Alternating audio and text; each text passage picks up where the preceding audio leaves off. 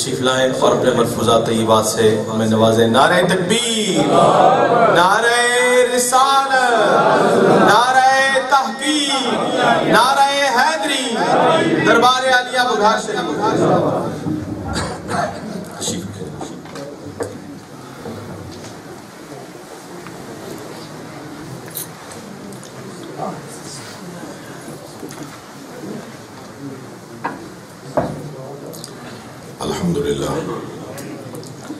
الحمدللہ رب العالمین والصلاة والسلام علی سید الانبیاء والمرسلین وعلی آلہ واصحابہ وازواجہ وذریتہ اجمعین، اما بعد فاعوذ باللہ من الشیطان الرجیم، بسم اللہ الرحمن الرحیم، ان اللہ وملائکتہ یصلون علی النبی یا ایہا الذین آمنوا صلوا علیہ وسلموا تسلیما، اللہم صل وسلم وبارک علی سیدنا ونبینا ومولانا محمد وبارک وسلم وصل علیہ، الصلاة والسلام علیک یا رسول اللہ، الصلاة والسلام علیک یا حبیب اللہ، الصلاة والسلام علیک یا شفیع المذنبین، الصلاة والسلام علیک یا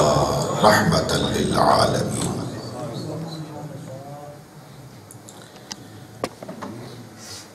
انتہائی قابل احترام، لائق صد عزت و احترام علماء کرام، برادران اسلام، اللہ رب العالمین کا جتنا بھی شکر ادا کرو کم ہے کہ اس نے میرے برادران طریقت کو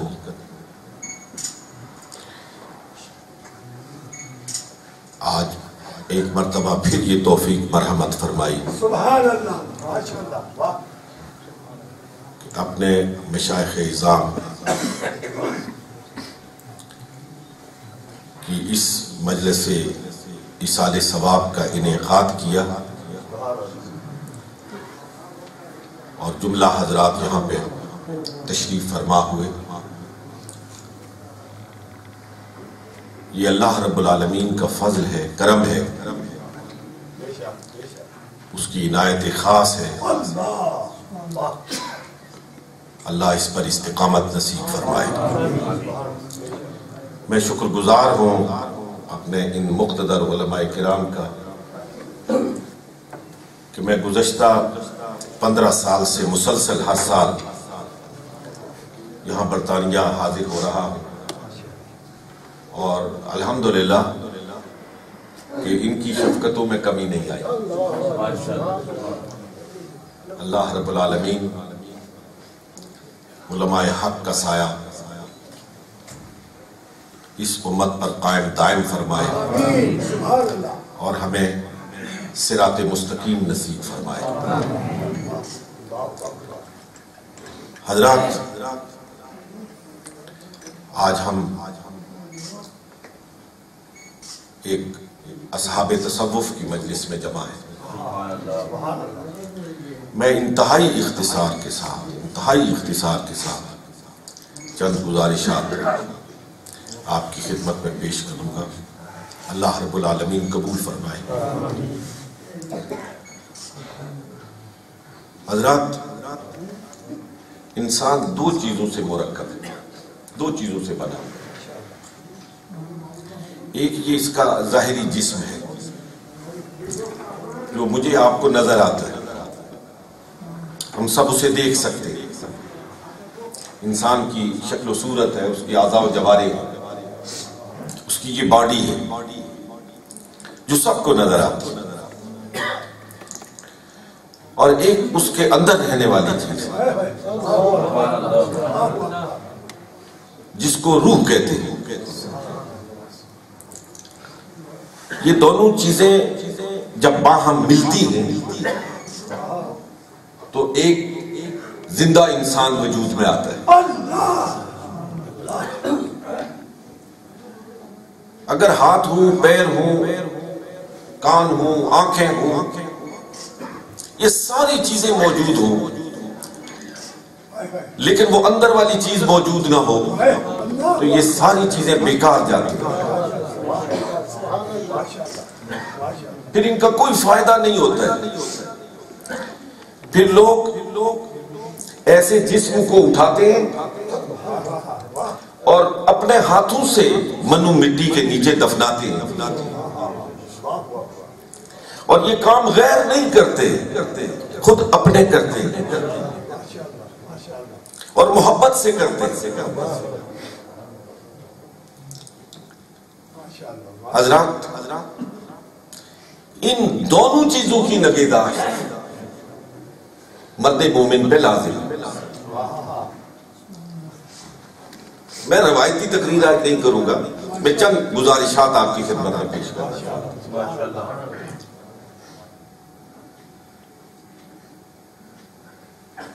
یہ انسانی جسم اللہ نے ہمیں عطا فرمایا، اس کی نگہداشت کا بھی ہمیں حکم دیا۔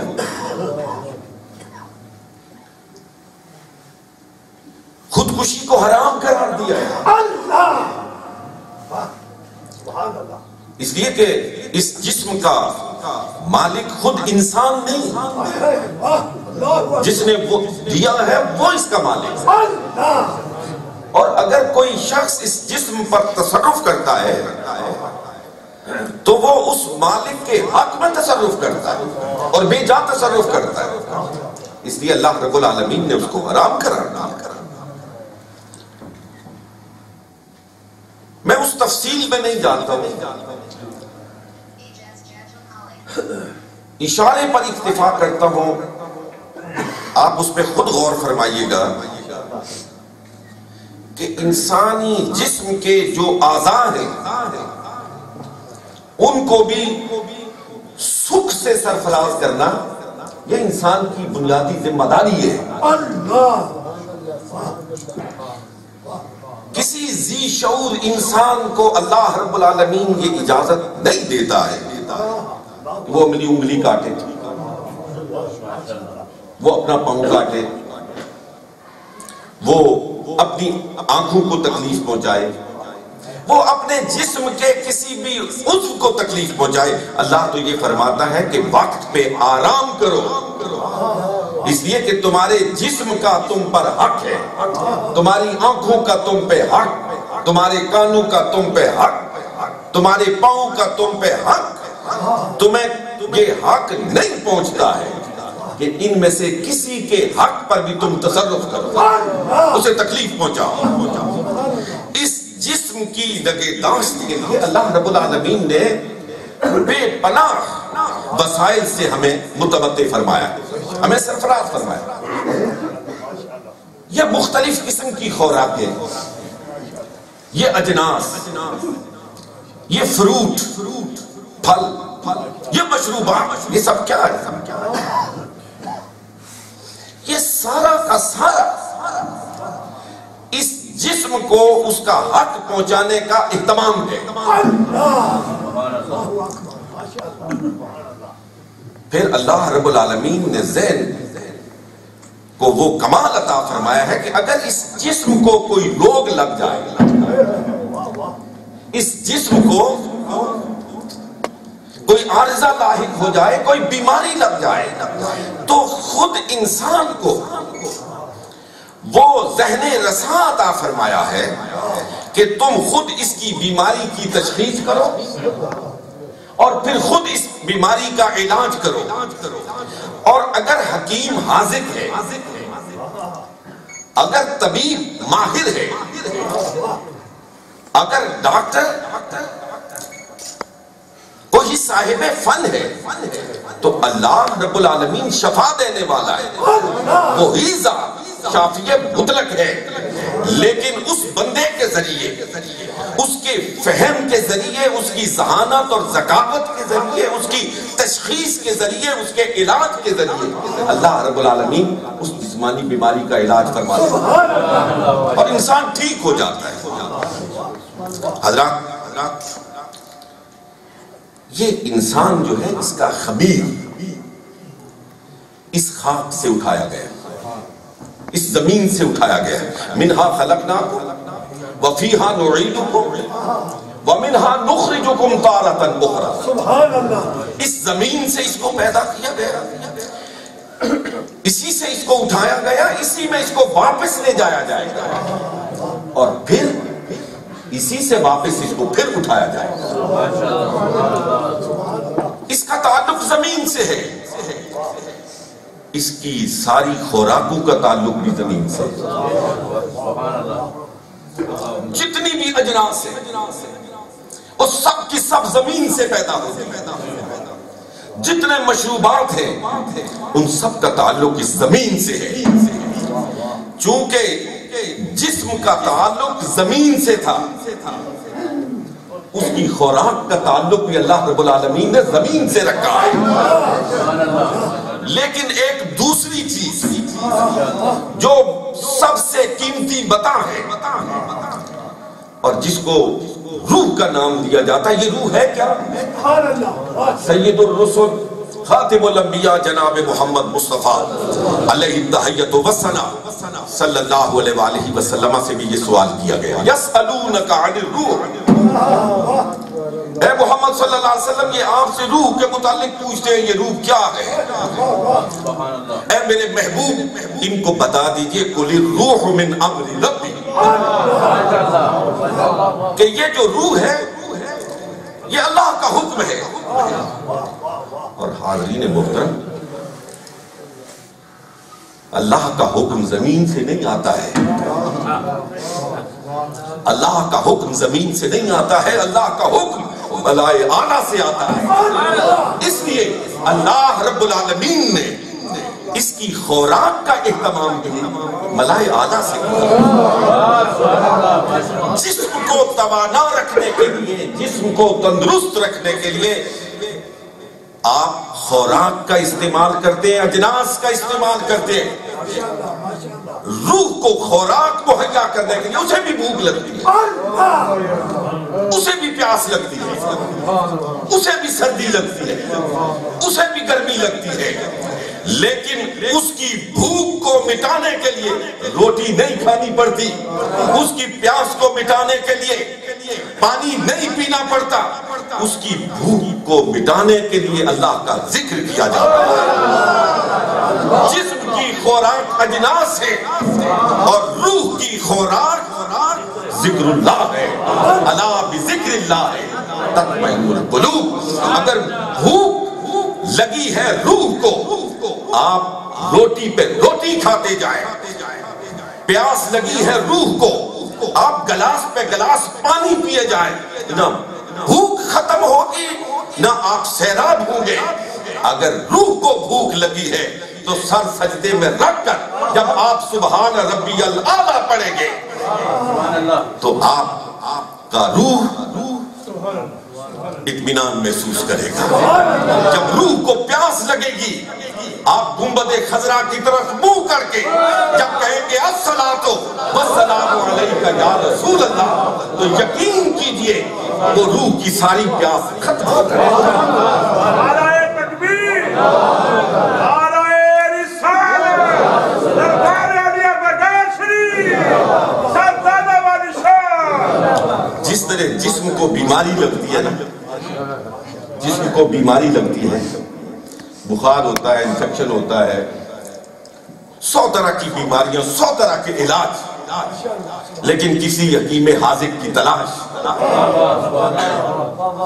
اور بے شمار تجربہ کار لوگوں سے مشورہ کہ جناب آپ بھی بیمار ہوئے تھے، آپ کو بھی یہ بیماری لگی تھی، آپ کس کے پاس گئے تھے، آپ نے کہاں سے علاج کروایا تھا، کس کی تشخیص نے آپ کو واپس تندرست و توانا کیا تھا. پھر آپ اسی حکیم کے مطلب میں جا کے دروازہ کھٹکھٹاتے ہیں. حضرات محترم، جس طرح جسم کو بیماری لگتی ہے اسی طرح روح کو بھی بیماری لگتی ہے. جسم کی بیماری کا نام بخار ہے، جسم کی بیماری کا نام کینسر ہے، جسم کی بیماری کا نام انفیکشن ہے، روح کی بیماری کا نام جھوٹ ہے، روح کی بیماری کا نام غیبت ہے، روح کی بیماری کا نام بدکاری ہے، روح کی بیماری کا نام فریب کاری ہے، روح کی بیماری کا نام خدا سے دوری ہے۔ حضرات محترم، جس طرح اللہ رب العالمین وہ منصف حقیقی ہے، جس طرح اس نے جسم کے معالج اور جسم کے شفا خانے بنائے ہیں، اسی طرح اس نے روح کے بھی معالج پیدا کیے، اس نے روح کے بھی شفا خانے پیدا کیے ہیں۔ اور نام آپ کوئی دے دیجئے، روح کا جہاں حکیم حاذق بیٹھا ہوا ہے اس کو خانقاہ کہہ لیجئے، اس کو درگاہ کہہ لیجئے، اور روح کے معالج کو معین الدین چشتی کہہ لیجئے یا خواجہ باقی باللہ کہہ لیجئے، جو مرضی نام دے لیجئے، خدا کی قسم وہاں جسم ٹھیک ہوتے ہیں، یہاں پہ روح ٹھیک ہوتے ہیں۔ اور اگر ان علماء کی موجودگی میں یہ کہوں تو یہ مبالغہ نہیں ہوگا کہ جسم کے معالج کے پاس جاؤ تو صرف جسم ٹھیک ہوتا ہے، اور روح کے معالج کے پاس جاؤ تو جسم بھی ٹھیک ہوتا ہے۔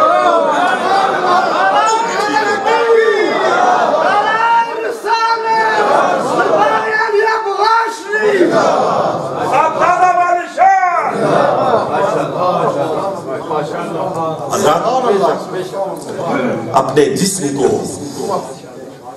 آپ گرمی سے سردی سے بچانے کے لیے موسم کی مناسبت سے لباس استعمال کرتے ہیں۔ اس جسم کا بھی ایک لباس ہے، اس روح کا بھی ایک لباس ہے، روح کا بھی لباس ہے۔ اس کو بھی بیماریوں سے بچانے کے لیے اور سردی اور گرمی سے بچانے کے لیے لباس کی ضرورت پڑتی ہے، لیکن وہ یہ کپڑے کا لباس نہیں ہے۔ قرآن کہتا ہے لباس ہے، لیکن وہ لباس کیا ہے؟ وَلِبَاسُهُ التَّقْوَىٰ، روح کا لباس تقویٰ ہے۔ تقویٰ کی آسان ترین تعریف جو تمام تعریفات کا خلاصہ ہے، میں آپ کی خدمت میں ان علماء سے اجازت لے کے عرض کرنا چاہتا ہوں، اس کا آسان ترین مفہوم و خلاصہ کیا ہے؟ خشیت الہی، کہ انسان پر خوف خدا طاری ہو، انسان ہر لمحہ اور ہر لحظہ زندگی کے ہر پہلو میں، زندگی کی ہر جہت میں، زندگی کے ہر موڑ پر اپنے آپ کو خدا کے سامنے کھڑا ہوا دیکھ رہا ہو، کہ کوئی دیکھ رہا ہے یا نہیں دیکھ رہا ہے، کوئی سن رہا ہے یا نہیں سن رہا ہے۔ میرا خدا مجھے دیکھ رہا ہے، میرا خدا جو میں کہہ رہا ہوں وہ سن رہا ہے، جدھر میں دیکھ رہا ہوں وہ دیکھ رہا ہے۔ میں کیمرے کی آنکھ سے محفوظ رہ سکتا ہوں، لیکن خدا کی آنکھ سے محفوظ نہیں رہ سکتا۔ میں ساری دنیا کی آنکھوں پہ پردہ ڈال سکتا ہوں، لیکن خدا کی آنکھ پہ پردہ نہیں ڈال سکتا۔ جس کی روح پر یہ لباس چڑھا ہوا ہو خشیت الہی کا، یقین کیجئے اسے دل کا کوئی روگ نہیں لگتا، دل کی کوئی بیماری نہیں لگتی۔ جب خوف خدا ختم ہوتا ہے پھر بیماریوں کا دل پہ حملہ ہوتا ہے، پھر چھوٹی سی چھوٹی بیماری بھی انسان کی روح میں گھر کر لیتی ہے، اور پھر اس کی ہلاکت کا سبب بن جاتی ہے، ہلاکت کا سبب بن جاتی ہے۔ اور حضرات محترم، اگر جسم کو تندرست و توانا رکھو نا، تندرست و توانا رکھو، اپنی ذہنی استعداد کو بڑھاؤ، یہ دونوں چیزیں بڑھتی ہیں نا، جسمانی صحت بھی بڑھتی ہے، ذہنی صحت بھی بڑھتی ہے، تو پھر اللہ رب العالمین یہ بسطتاً فی العلم والجسم جو ہوتے ہیں نا، واللہ یؤتی ملکہ من یشاء، اللہ رب العالمین پھر انہیں وہ قوت و اختیار دیتا ہے کہ وہ لوگوں کی گردنوں پر حکومت کرتے ہیں، لوگوں کی گردنوں پہ حکومت کرتے ہیں، لیکن جب روح تندرست و توانا ہو جاتی ہے تو پھر گردنوں سے معاملہ آگے بڑھ جاتا ہے. پھر توانا روح صرف گردن پر نہیں، لوگوں کے دلوں پر حکومت کرتی ہے. نعرہ تکبیر، نعرہ رسالت، نعرہ رسالت. جو جسم کی حکومت ہوتی ہے وہ وقت گزرنے کے بعد ختم ہو جاتی ہے. جسم کی حکومت وقت گزرنے کے ساتھ ختم ہو جاتی ہے. دیکھا نہیں آپ نے دنیا میں؟ آپ تاریخ کے روزن سے دیکھیے کتنے لوگوں کے اقتدار کے سورج نصف النہار پر آئے اور پھر کس طرح غائب ہوئے. کتنے لوگ تخت پہ آئے، پھر کتنے لوگ تختے پہ گئے. کتنے لوگ آپ کو خیرات تقسیم کرتے نظر آتے، پھر انہی کو آپ مسجدوں کی سیڑھیوں پہ تاریخ پڑھ کے دیکھیے، مسجدوں کی سیڑھیوں پہ جولی پھیلائے ہوئے دیکھتے ہیں. یہ تاریخ کے نشے کو فلاس ہے. تاریخ کا ایک چکر ہے جو بندوق کے گرد چکر لگا رہا ہے. لیکن قسم ہے رب ذوالجلال کہ اگر روح توانا ہو اور روح کی حکومت قائم ہو جائے تو مجھے کہنے دیجئے داتا کی حکومت کا سورج جب سے طلوع ہوا ہے چمک رہا ہے اور دمک رہا ہے، اور ہر آنے والا دن اس کی شان و شوکت میں اضافے کا دن ہوتا ہے.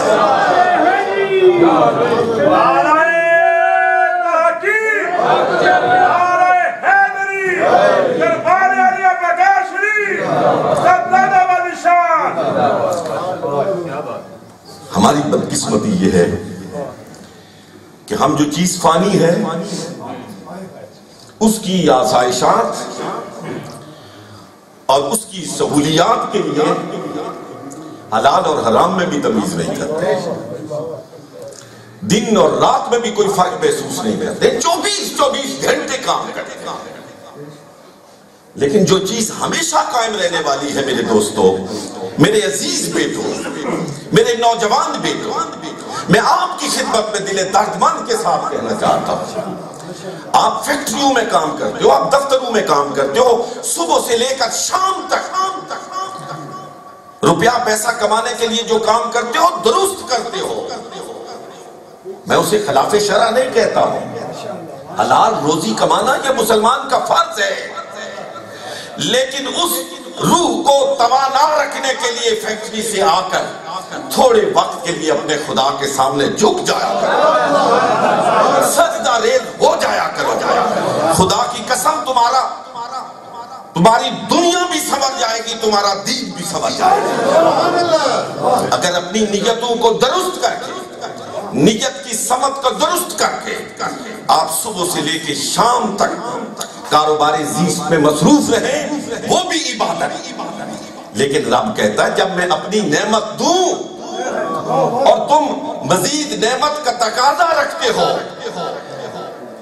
تو پھر فیکٹری میں زور لگانے کے بجائے لَإِن شَكَرْتُمْ لَأَزِيدَنَّكُمْ، تم شکریہ کے 2 کلمے بول دو، تم میرے سامنے سر جھکا دو، تم سبحان ربی العظیم کہہ دو، تم سبحان ربی الاعلیٰ کا نعرہ لگا دو. نعرہ لگانا تمہارا کام ہے اور اپنی نعمتوں کے دروازے کھولنا پھر یہ میرا کام ہے. اپنی روح کو زندہ رکھو، اپنی روح کو توانا رکھو. یقین کرو دوستان محترم، اگر دل زندہ ہے نا، جسم کتنا بھی مردہ ہو جائے انسان بڑا تندرست و توانا رہتا ہے، بڑا مضبوط رہتا ہے. لیکن اگر جسم تندرست و توانا ہو، میں اپنے نوجوانوں کی خدمت میں، اپنے پیارے بھائیوں اور بیٹوں کی خدمت میں عرض کرنا چاہتا ہوں، اگر جسم تندرست و توانا ہو اور تمہاری روح مر جائے نا، روح مر جائے، خدا کی قسم کمزور جسم کو لوگ پھر اٹھا کے کھڑا کر دیتے، لیکن ساری دنیا مل کے مری ہوئی روح کو کھڑا نہیں کر سکتی ہے، روح کو کھڑا نہیں کر سکتی ہے. میں اس ضمن میں ایک جملہ آپ کی خدمت میں عرض کرنا چاہتا ہوں، ساری دنیا کی نظروں میں انسان گر جائے، ساری دنیا کی نظروں میں انسان گر جائے پھر کھڑا ہو جاتا ہے، لیکن جو انسان اپنی نظر میں گر جائے ساری دنیا مل کے اسے اٹھانا چاہے وہ نہیں اٹھ سکتا۔ کسی کا ایک شعر آپ کی نظر کرتا ہوں، مجھے ڈر ہے دل زندہ کہیں تو نہ مر جائے، مجھے ڈر ہے دل زندہ کہیں تو نہ مر جائے کہ زندگانی عبارت ہے تیرے جینے سے، بس اس دل کو زندہ و توانا رکھنے کے لیے دوستان محترم اس طرح کی مجالس کا اہتمام کیا جاتا ہے، اور ان بزرگوں کا عنوان اس کو اس لیے دیا جاتا ہے کہ یہ وہ لوگ ہیں، یہ وہ مردان حق ہیں جنہوں نے اپنے دلوں کو زندہ رکھا۔ زمانہ گزر گیا ہے، وقت نے کئی انگڑائیاں لی ہیں، صبح شامیں بدلی ہیں، اقتدار بدلے ہیں، عروج بدلے ہیں، لیکن ان کے نام پر وقت مٹی ڈال نہیں سکتا، نہ ان کا نام ختم ہوا نہ ان کا کام ختم ہوا ہے۔ ہر آنے والے دن ان کا نام بھی تابندہ ہوتا ہے، ان کا کام بھی تابندہ ہوتا ہے۔ اس لیے بتانا یہ مقصود ہوتا ہے کہ اگر تم بھی اپنے نام کی کوئی تابندگی چاہتے ہو، اگر تم بھی حیات جاویدانی حاصل کرنا چاہتے ہو تو ان حیات جاویداں پانے والوں کا طرز زیست سیکھو، اور وہ طرز زیست کیا ہے؟ وہ کبھی مکہ کی گلیوں میں نظر آتا ہے، وہ کبھی مدینہ طیبہ کی گلیوں میں نظر آتا ہے، وہ کبھی مسجد نبوی کو منبر و محراب پہ نظر آتا ہے، اور کبھی بدر و حنین میں نظر آتا ہے، اور کبھی وہ ابو بکر و عمر کے مجمع میں نظر آتا ہے، اور کبھی مکہ کی سیڑھیوں پہ کھڑے ہو کر لا تثریب علیکم اليوم اذهبوا فانتم الطلقاء کا نعرہ لگاتے ہوئے نظر آتا ہے۔ ان حضرات کو یہ حیات جاویدانی صرف اس لیے ملی ہے کہ انہوں نے اس حیات جاویدہ ہستی کے قدموں کو چوم کر اس ذات والا صفات کی پاؤں سے اٹھنے والی گرد کو اپنی آنکھوں کا سرما بنا کر اپنی زندگی کا سفر طے کیا ہے۔ آج لوگ ان کی قبروں سے روشنی حاصل کر رہے ہیں، ان کی قبور سے روشنی حاصل کر رہے ہیں، وہ منبع ہدایت بنی ہوئی ہے، وہ منبع نور بنی ہوئی ہے۔ کسی دوست نے مجھ سے کہا تھا کہ یہ خانقاہوں پہ شرک کے منبع ہیں، شرک کے مراکز ہیں۔ میں نے کہا شرک غیر اللہ کا نام ہے، غیر اللہ کا نام ہے۔ میں نے کہا کاش تمہارے کان ہوتے، کاش تمہاری آنکھیں ہوتی، اور تم ان خانقاہوں پر جا کر اس مٹی کو دیکھ سکتے اور اس مٹی کو سن سکتے۔ تم تو صرف ایک زبان سے کہتے ہو لا الہ الا اللہ، اور ایک اہل حق کی پڑی ہوئی قبر پر مٹی کا ذرہ ذرہ پکار کے کہتا ہے لا الہ الا اللہ، لا الہ الا اللہ، لا الہ الا اللہ۔ یہ جو صوفیاء حق ہے، نعرہ رسالت، نعرہ تحقیق، دربار عالیہ بغاشری، سردادہ بادشاہ، ان کی تبلیغ کی خشت اول لا الہ الا اللہ ہے، اور ان کی تبلیغ کی خشت آخر لا الہ الا اللہ ہے، لا الہ الا اللہ ہے۔ اللہ کرے ہم سب کو، یقیناً یہاں جتنے حضرات بیٹھے ہوئے وہ خوش قسمت ہے کہ انہوں نے کسی کے کسی مرد حق کے ہاتھ میں ہاتھ دیا ہوا۔ مجھے ایک بات یاد آ رہی ہے، مولانا عطا محمد مجاجوی ایک کتاب لکھی تھی، کتاب کسی اور موضوع پر تھی، میں اس کا تذکرہ نہیں کرتا، کسی اور موضوع پہ تھی، لیکن اس کے دیباچے میں مولانا انہوں نے ایک بات لکھی، انہوں نے کہا مجھے لوگ کہتے ہیں کہ تم حضرت پیر میر علی شاہ رحمت اللہ تعالیٰ علیہ کی مرید ہو، اور ان کا زمانہ بھی تھا، حضرت بابو جی صاحب رحمت اللہ علیہ کا زمانہ گزر گیا، اس کے بعد صاحبزادگان کا زمانہ گزر رہا ہے، تم جوتیاں چٹکھاتے چلے آ رہے، مسلسل چل رہے ہو درہ شریف کی طرف. ملا کیا ہے؟ کیا ملا؟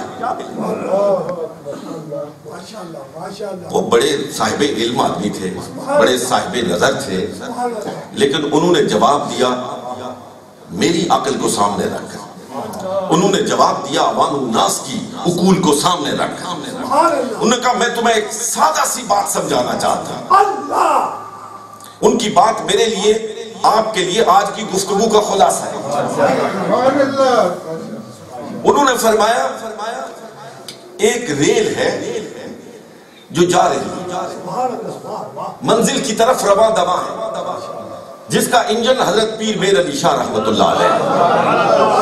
اس میں فرسٹ کلاس کے ڈبے ہیں، اس میں سیکنڈ کلاس ہے، اس میں انٹر کلاس ہے، اس میں تھرڈ کلاس ہے. انہوں نے کہا فقیر عطا محمد بندیالوی تھرڈ کلاس کے ڈبے میں بیٹھا ہوا ہے، لیکن اس یقین محکم کے ساتھ بیٹھا ہوا ہے کہ جب یہ انجن رکے گا، جس پلیٹ فارم پہ رکے گا اور جہاں فرسٹ کلاس والے اتریں گے وہاں تھرڈ کلاس میں بیٹھا ہوا عطا محمد بندیالوی تو جس کے انجن کے ساتھ لگے ہوئے ہو رہے، جہاں جہاں وہ انجن رکے گا وہاں تمہارا ڈبہ بھی کھڑا ہوگا اور میت اسی کی ہوگی جس کے ہاتھ میں ہاتھ دیا ہوا ہے. وما علینا الا البلاغ.